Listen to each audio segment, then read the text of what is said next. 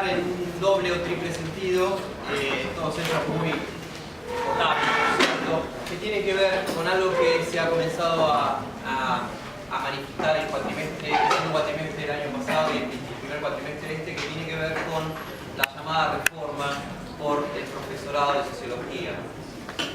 Digamos, circunstancia que por cierto no trascendió en los inicios de un par de aulas y un par de reuniones en un horario de culebrón, es decir, horario de 2 a 3 o 4 de la tarde, con muy poca o escasa difusión, que comenzó a tomar un poco de notoriedad a partir de las repercusiones que implicaba ese proyecto de reforma.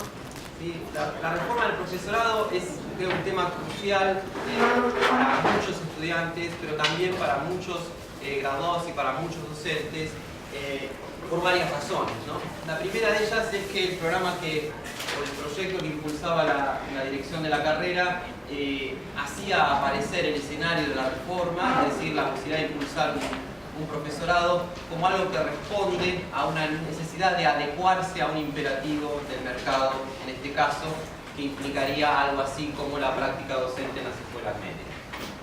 Bajo la idea de que las materias optativas requerían un refuerzo en el ámbito de la pedagogía o del conocimiento sobre la historia de la educación, de los procesos en los que se ha plasmado y que se ha venido conformando, velado por disciplinar a la carrera de sociología. Disciplinar a la carrera de sociología implica, entre otras cosas, afectar un cuerpo de materias optativas, tal como decía Cecilia hace un instante, que forman parte central del plan de estudios. Un plan de estudios que este año cumple 25 años, un cuarto de siglo. La dirección de la carrera presentaba este proyecto de reforma como, en un sentido, un logro porque no toca el plan de estudios original, porque permite establecer en términos paralelos otro proceso de formación. Ese proceso de formación, justamente en tanto y en cuanto puntualiza que las materias del CBC más las materias obligatorias son necesarias, obviamente, para la formación del sociólogo, pero para dar clase habría que completar esa formación con 6 o 7 materias optativas desde el área de pedagogía, pone en evidencia que, bajo el pretexto de querer mejorar la condición del graduado para poder ejercitar la práctica de docente en la escuela media, la calidad de esa formación decrece de manera manifiesta.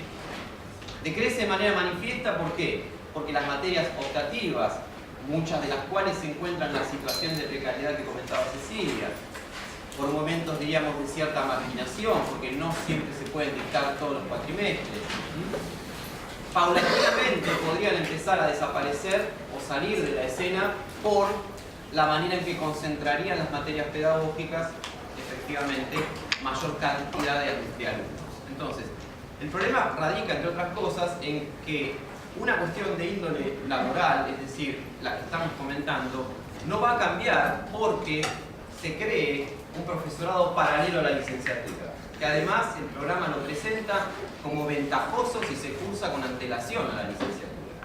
En pocas palabras, para poder ser profesor en sociología, habría que ser licenciado en sociología. Y eso es lo que tratamos de poner en evidencia. No podemos creer o pensar que porque la instancia de formación del profesorado supone 3 materias post-título, y en ese sentido no respondería a ciertos imperativos en términos de cuantificación de antecedentes para la práctica docente en la escuela media, no podemos pensar en ese sentido que por crear un profesorado que disminuya la cantidad de materias que uno cursa de sociología para incrementar horas de pedagogía, ese problema se va a resolver. Entonces, por un lado, el perfil del graduado queda encorsetado en la escuela media como espacio de docencia, o bien disminuir la presión, que esa es otra de las consecuencias que tendría este proyecto, disminuir la presión en aquellos que están interesados en desarrollarse profesionalmente en el ámbito de la investigación. Entonces, por un lado, el profesorado plantea el programa, ¿no? El proyecto de la dirección de la carrera, un tipo de adecuación que no se termina cumpliendo, que no tiene garantías de que mejore la condición. Por otro lado, cercenaría la posibilidad de que muchas materias optativas continúen dictándose, porque implicaría un decrecimiento, una caída paulatina en el mediano plazo. Y en tercer lugar, que es lo más macabro de todo, terminaría por hacer evidente y tangible un tipo de ajuste en la carrera que se adecua a los imperativos que desde hace muchos años provienen del rectorado. Entonces, atentos, por muchas razones, porque bajo el argumento de una adecuación al mercado de trabajo, lo cual ha sido puesto en evidencia como falaz, encima se recorta la calidad de la formación de la licenciatura y encima la licenciatura queda a caballo de un programa que sería el de formar profesores de escuela media. Eso es legítimo, ser profesor de escuela media, es legítimo dar clase en cualquiera de los niveles, nadie lo pone en cuestión. Pero ¿por qué tener que hacer un programa paralelo? ¿Por qué tener que hacer un programa de estudio sino repensar al cabo de un cuarto de siglo de existencia y vigencia del actual que es factible plantear una discusión más profunda, que involucre otras áreas? Es decir, la posibilidad de pensar cátedras paralelas en las materias obligatorias, la relación entre las materias obligatorias y las materias optativas. O sea, negar esa discusión es, por lo pronto, sospechoso.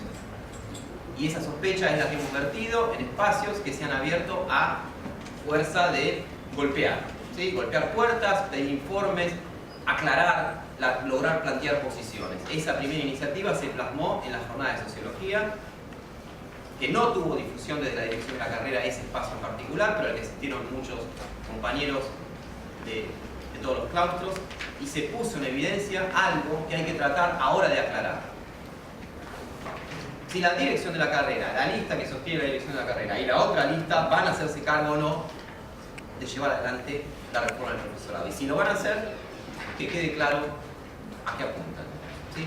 Nosotros, por estas razones que acabamos de enunciar, lo consideramos muy preocupante porque no solo inhabilita la posibilidad de discutir el plan de estudios, sino que además pone en cuestionamiento la práctica de los estudiantes, de los graduados y de los docentes que dictan clase en esos espacios.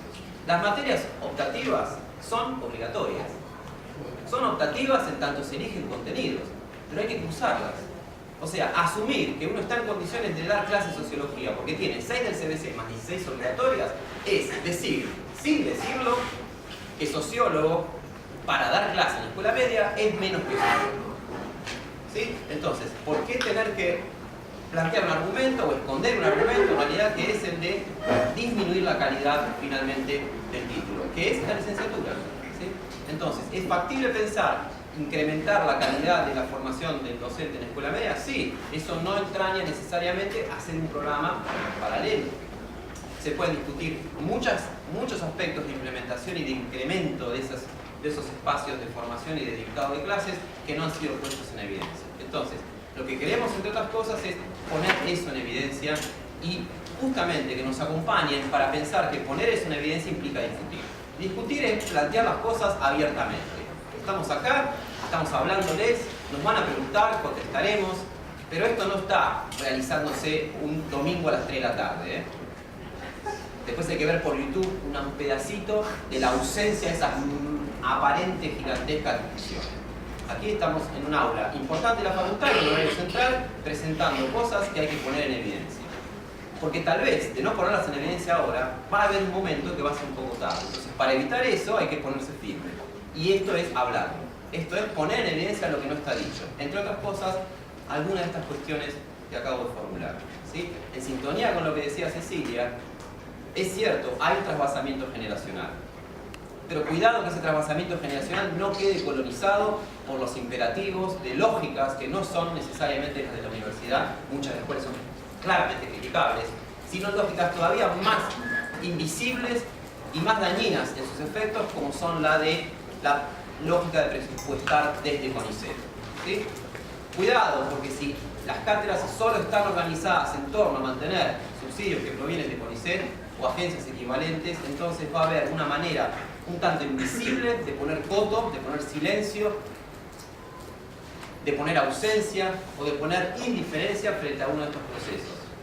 Eso ya está pasando, y la manera en que se ha plasmado en el concurso del premio Carrera esa lógica perversa de la cuantificación bruta, el desconocimiento de la práctica docente, de la antigüedad, de la especificidad de los contenidos que un docente en la materia optativa dicta, ponen al corriente de todos nosotros que esto simplemente es el primer caso de unos cuantos que pueden sucederse incluso en los próximos meses. Entonces, atentos, porque de esa manera aquí estamos premiando una dinámica de formación que se coloca en una instancia ajena a la de las clases, a la de la práctica docente, junta cartones, los acumula de manera salvaje y después los vuelca al interior desde la ajenidad de esa misma práctica, diciendo: yo tengo 27.000.38 publicaciones, que son evidentemente más que 27.036. Entonces, ahí hay un problema, y eso hay que tratar de pensarlo. Si los concursos, por ejemplo, de las materias optativas, no tienen algún mecanismo por el cual el comportamiento de los jurados apele a una pretensión de objetividad, estamos en manos de esto o de esto. Y sabemos que para eso está Facebook, ¿no? ¿Me gusta o no me gusta? Pero no se puede juzgar, no se puede evaluar diciendo me gusta o no me gusta, entre 3 paredes o entre 4 paredes, ¿sí? La cuarta ya estaría cayéndose lo decadente de esta misma práctica. Entonces, advirtamos que este proceso está encadenado, es concursos, materias optativas y reforma del profesorado. Por eso estamos aquí, estamos discutiendo, estamos planteando estas posiciones y queremos que nos acompañen para que esto se vea y no que se resuelva de espaldas a los estudiantes, a los graduados, a los docentes, al interior de una camarilla. Nada más.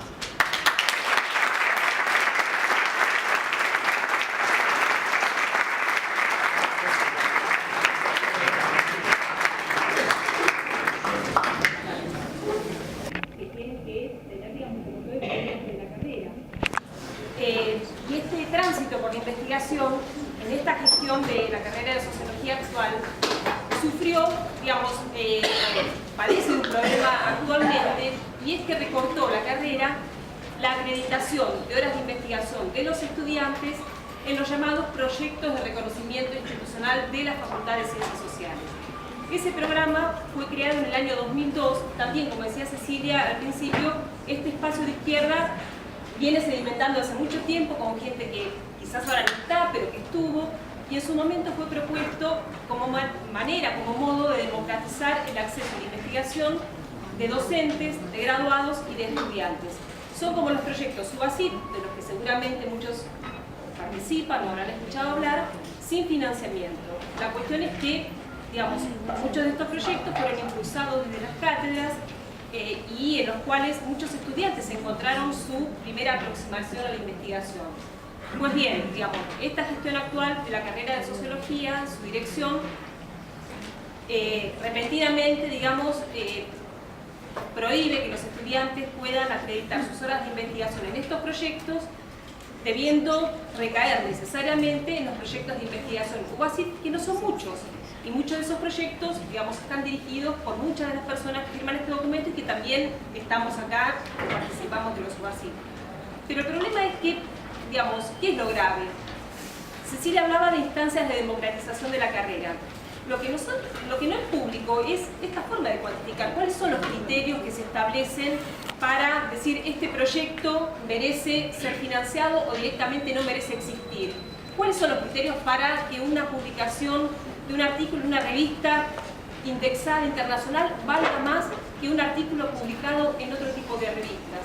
La carrera de Sociología tiene una tradición enorme y muy rica de producción de revistas. Acá, de hecho, hay compañeros que participan activamente de esas publicaciones, que en muchos casos, digamos, son revistas mucho más, con una jerarquía mucho mayor que aquellas que son consideradas en el momento de evaluar los antecedentes para un concurso, para el ingreso a la investigación, para la carrera de investigador, etc. Para ser breve, digamos, lo que queríamos transmitir es que desde el espacio de la lista de izquierda, lo que queremos llevar adelante es un proyecto mediante el cual todo representante de la carrera de sociología, en las comisiones que evalúan los proyectos de investigación, en las comisiones donde se decide cuáles son los criterios que puntúan mejor o peor a tal o cual tipo de práctica de investigación, pueda ser transparentado, pueda decidirse que cuando la carrera de sociología envía a un profesor o a un delegado a cualquiera de estas instancias, toda la carrera sepa, digamos, cuáles van a ser esos criterios, que no sean criterios personales, sino que sean criterios debatidos colectivamente. Vamos.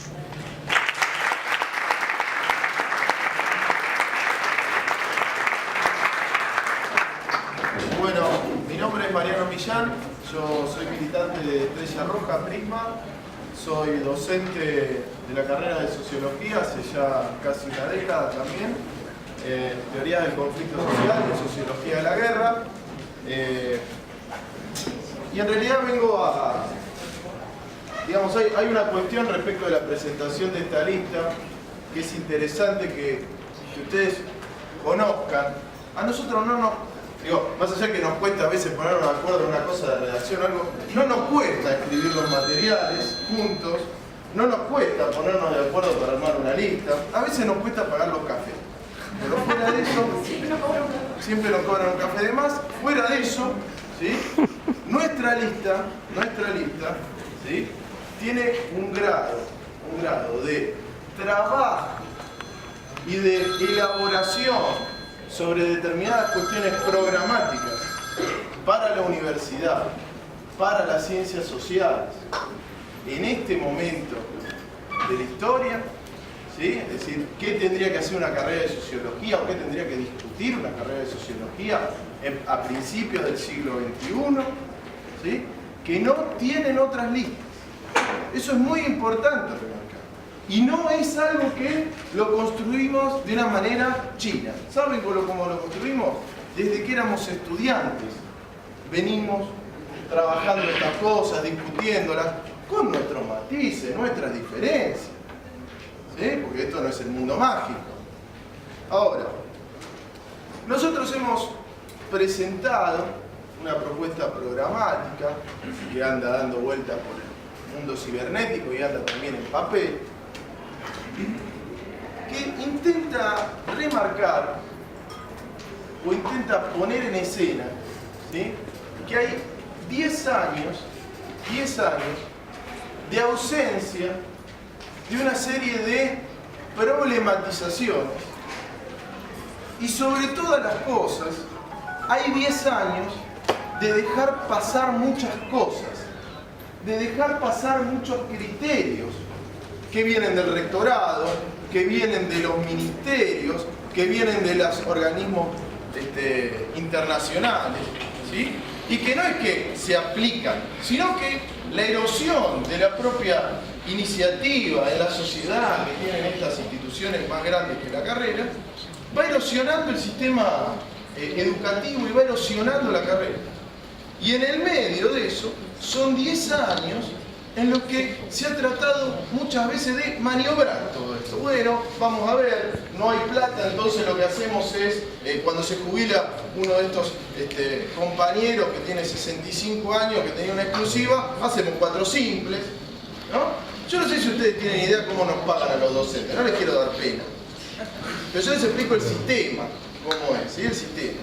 Nosotros tenemos 4 categorías de acuerdo al rango de lo que nos pueden pagar, que tienen que ver con dedicación exclusiva, dedicación semi-exclusiva, dedicación simple y ad honorem, ¿sí? Que en la Universidad de Buenos Aires son más de 10.000 los que están ad honorem.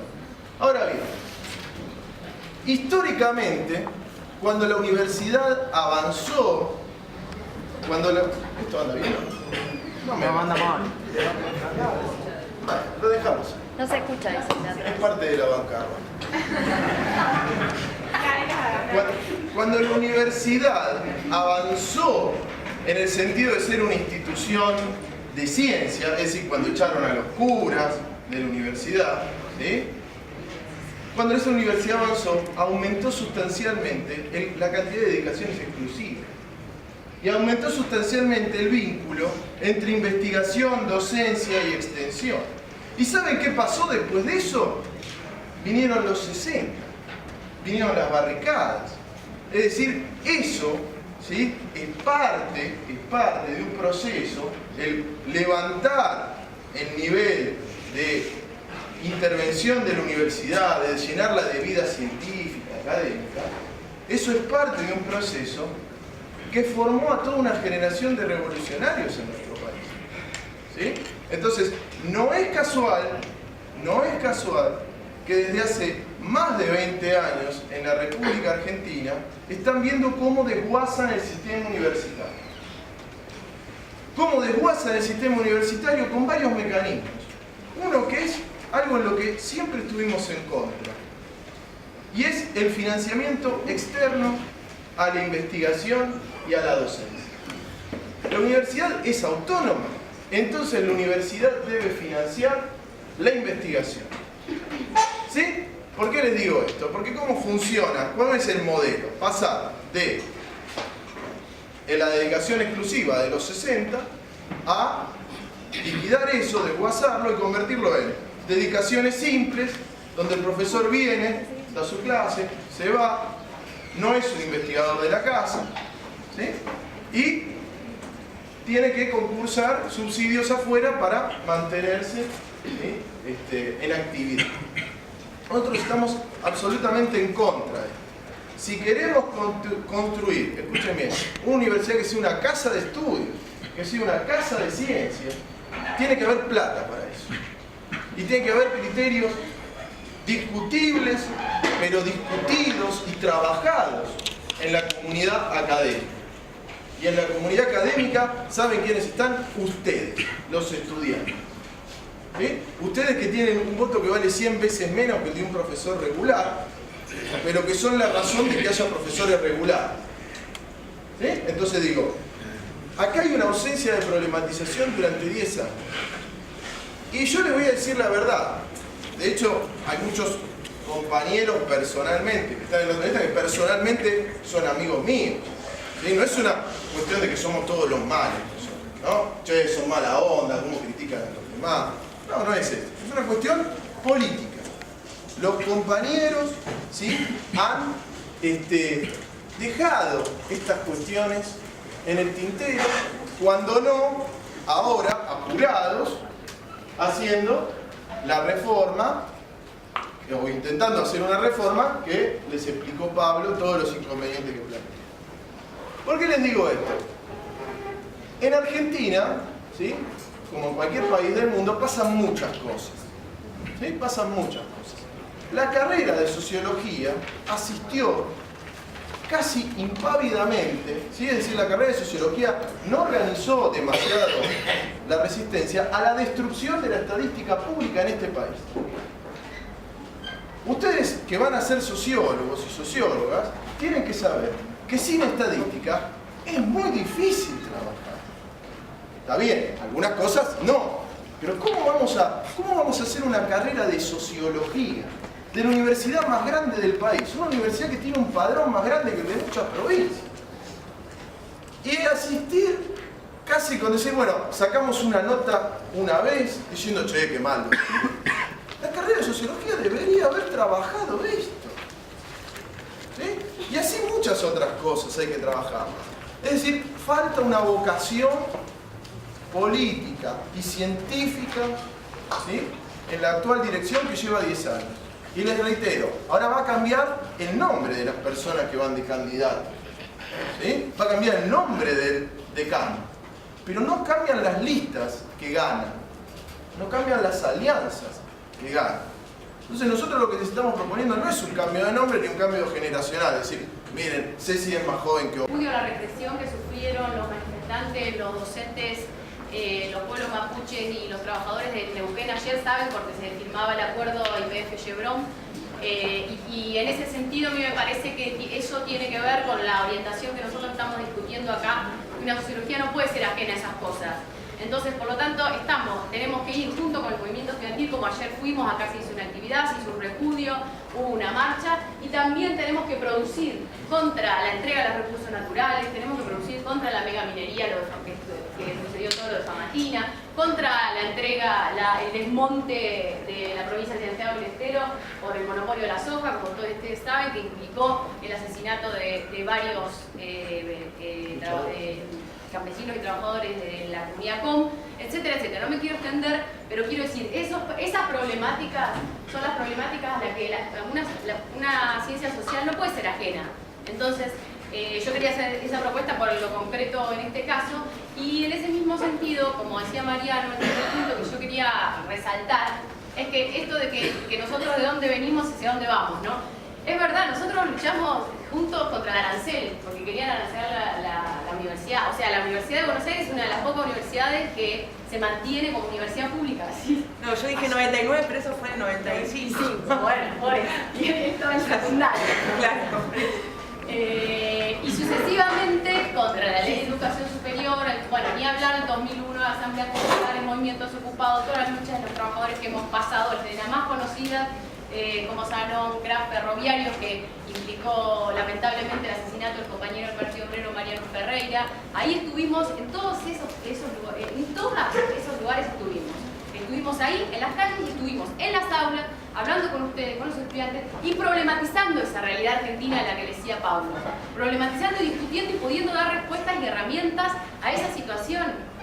Por eso lo que varios compañeros míos decían, ¿qué orientación? Si no decimos nada, decimos que queremos una ciencia de conocimiento, de calidad, pero ¿con qué orientación? ¿Para qué? ¿Por qué? ¿Qué va a explicar? Si no explicamos nada de lo que nos pasa, ni lo que pasa acá, ni lo que pasa internacionalmente, las guerras, las intervenciones, la crisis económica mundial, salvo algunos docentes como Juan Iñigo Carrera, y lo echan.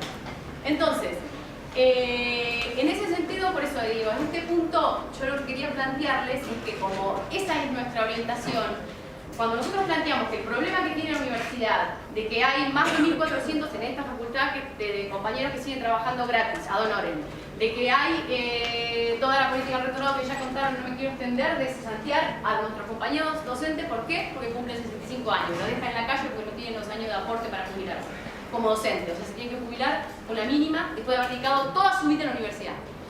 Eso se suma a la inestabilidad enorme en la que casi todos, que somos interinos, por eso todo el problema de los concursos ya explicaron, interino significa somos trabajadores contratados, precarios. La precarización de la Universidad de Buenos Aires es brutal, como las peores patronales, como bien dijo Riesling.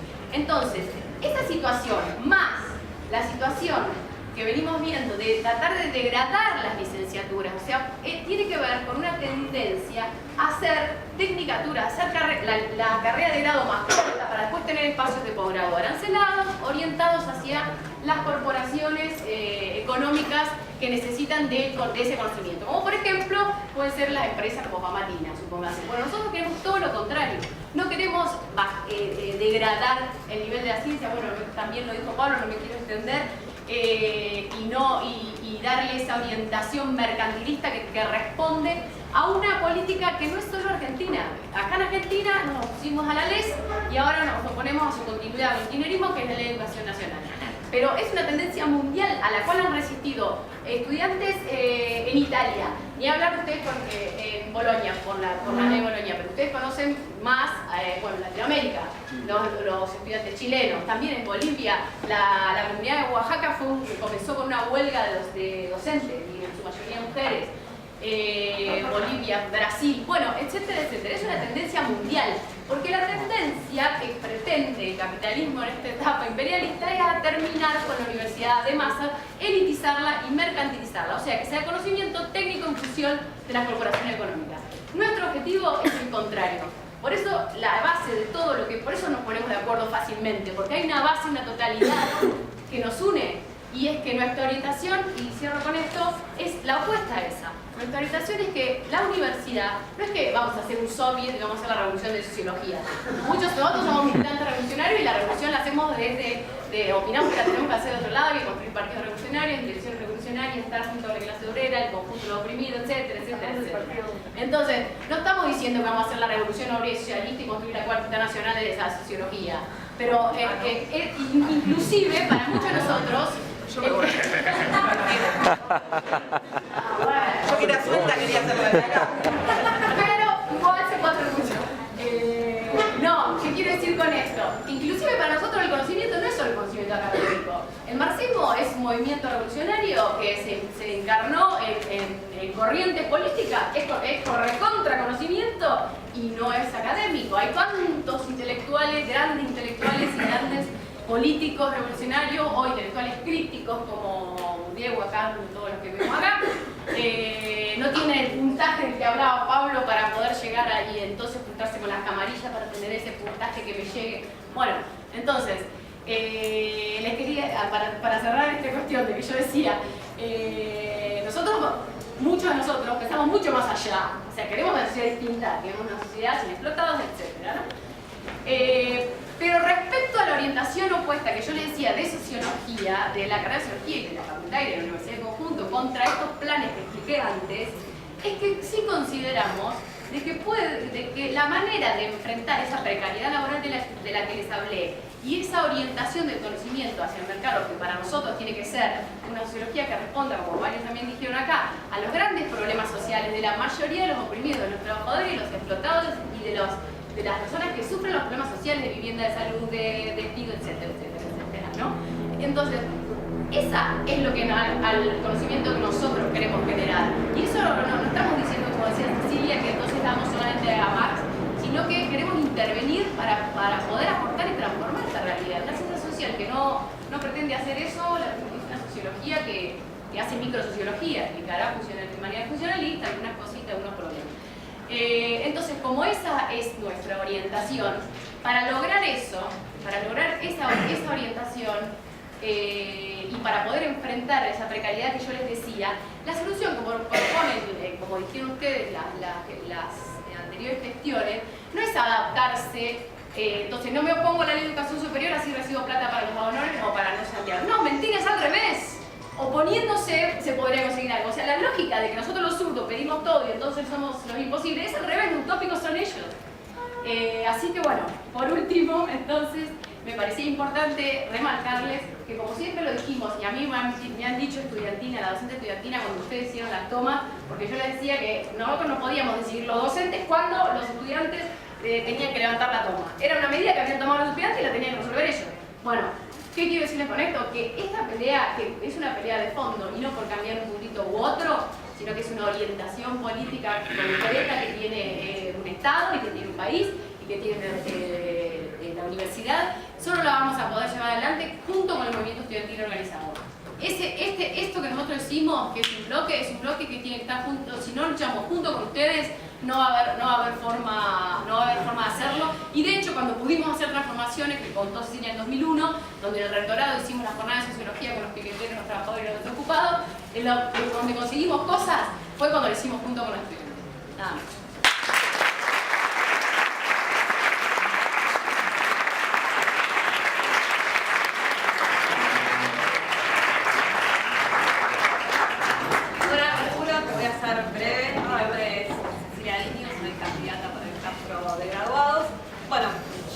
Compañeros pusieron bien las propuestas, qué es lo que queremos para la orientación, no solo para la carrera, sino también para la facultad. Pero me parece que hay dos cosas muy importantes que por ahí se perdieron un poco, me gustaría reforzar.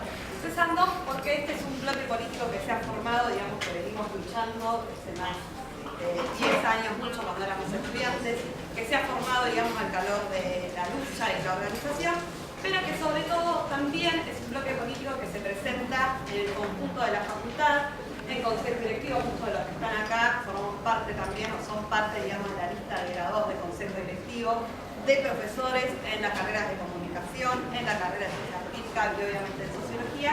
Y esto no es menor porque implica que nosotros no nos quedamos en una carrera, sino que tenemos una perspectiva para el conjunto de la facultad, que bueno, es un poco la que con algunas comentaron los compañeros. Y esto es importante por dos cuestiones. Primero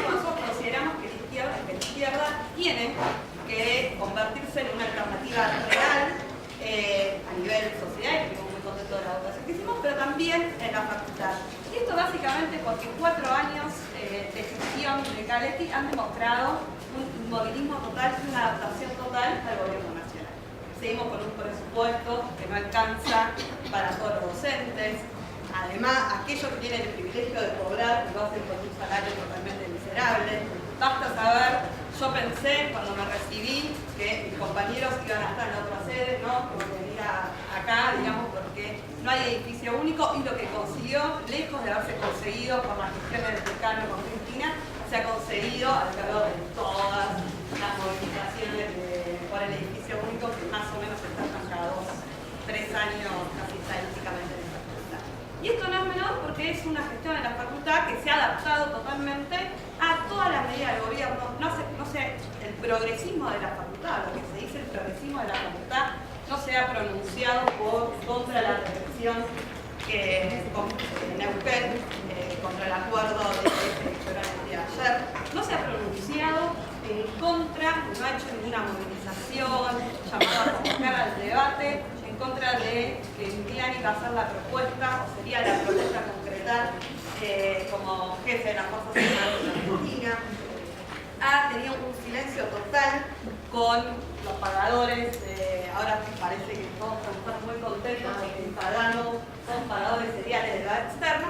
Y esto es importante porque es una facultad que se ha convertido totalmente en funcionarios del gobierno nacional. Y por otro lado, la gestión de la carrera de sociología actual, Daroqui no ha hecho absolutamente nada. Que adaptado, porque el que no sabe denunciar, el que no se moviliza, el que no abre los debates, es decir, el que no tiene una diferencia o no se muestra, se adapta totalmente porque, bueno, el silencio, digamos, nos hace cómplices de esa política. Y así terminan, si se quieren, estos 10 años del bloque de la gestión de Daroqui, avalando el concurso Unido está bien porque lo perdió, y bueno, el concurso es así, y si es así no lo podemos transformar, ¿no? Esta cosa que dice, bueno, la ley es así, bueno, es así, tengo que hacer algo y está mal, para transformando, avalando eso, avalando, digamos, la reforma del profesorado de la carrera de sociología, de mano de la ley de educación superior, de la ley de la comunidad, etc. Con lo cual, digamos, también implica una adaptación y por eso, digamos, de este espacio pensamos una fuerte diferenciación con esos, si quiere, bloques,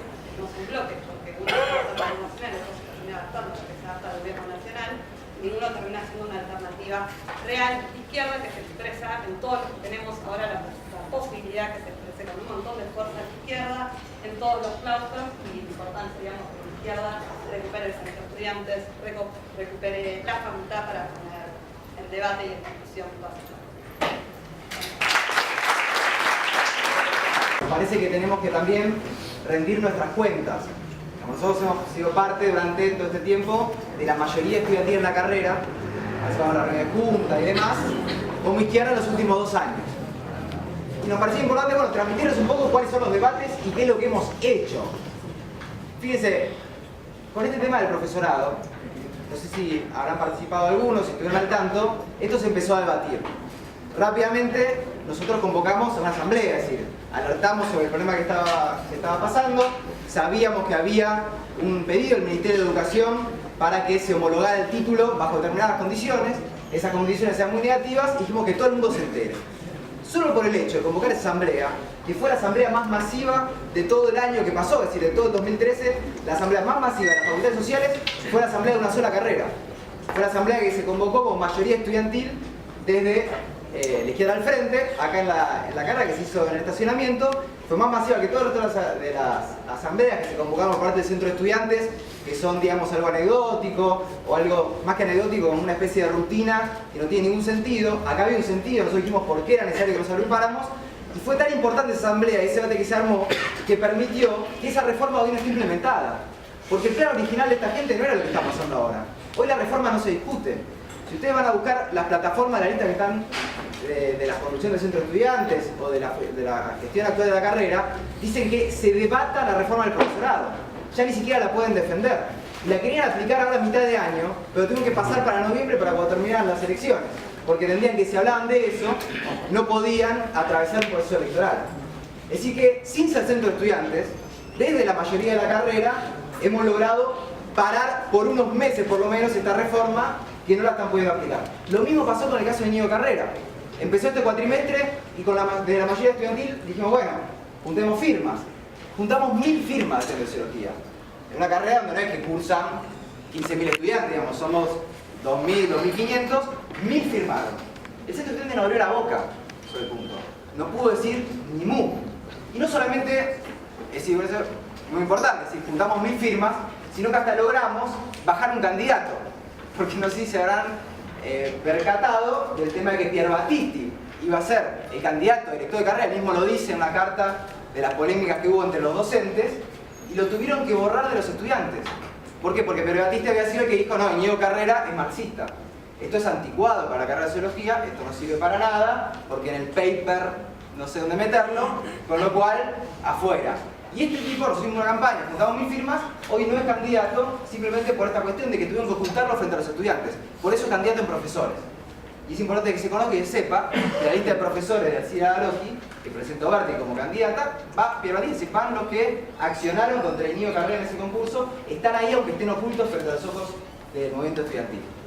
Entonces, ahora a nosotros se nos presenta este desafío, es decir, hemos formado una agrupación importante, un frente de toda la izquierda de la facultad, y queremos ir por el centro, porque es ya intolerable que mientras 1000 estudiantes firman en defensa de un compañero docente despedido, el centro de estudiantes no pueda ni siquiera decirlo, esté comprometido y llevando a los candidatos que lo despidieron.